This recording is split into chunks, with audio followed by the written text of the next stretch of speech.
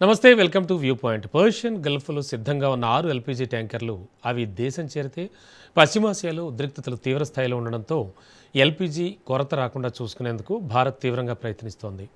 Persian గల్ఫ్లో నిలిచిన మరికొన్ని ట్యాంకర్లను Hormuz జలసంధి దాటించేందుకు ఇరాన్ అధికారులతో కేంద్రం చర్చలు జరుపుతోంది.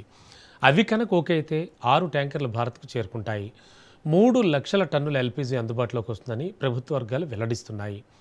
భారత నౌకలకు దీర్ఘకాలిక గ్యారంటీ లేకపోవడంతో ఎప్పటికప్పుడు ఇరాన్తో చర్చలపైనే ఆధారపడాల్సిన పరిస్థితి నెలకొంది. అయితే అంతర్గత పరిస్థితుల దృష్ట్యా నౌకల అనుమతుల విషయంలో ఇస్లామిక్ రెవల్యూషనరీ గార్డ్ కోర్ అంటే ఐఆర్జీసీ నిర్ణయం తీసుకోవడం ఆలస్యం అవుతోంది. ఇదిలా ఉంటే ఎల్పీజీని మోసుకొస్తున్న జగ్వాసంత్ అలాగే పైన్ గ్యాస్ ట్యాంకర్లు హర్మూజ్ను దాటి ఇప్పటికే అంతర్జాతీయ జలాల్లోకి ప్రవేశించాయని కేంద్ర ప్రభుత్వ వర్గాలు వెల్లడించాయి. అవి కొన్ని రోజుల్లో భారత్కు చేరుకొనున్నాయి. అయితే తమ అధికారులతో సమన్వయం చేసుకుంటూ తటస్థ దేశాల నౌకలు హర్మూజ్ మీదుగా వెళ్లొచ్చని ఇరానియన్ డిఫెన్స్ కౌన్సిల్ ప్రకటించిన సంగతి మనకు తెలిసిందే.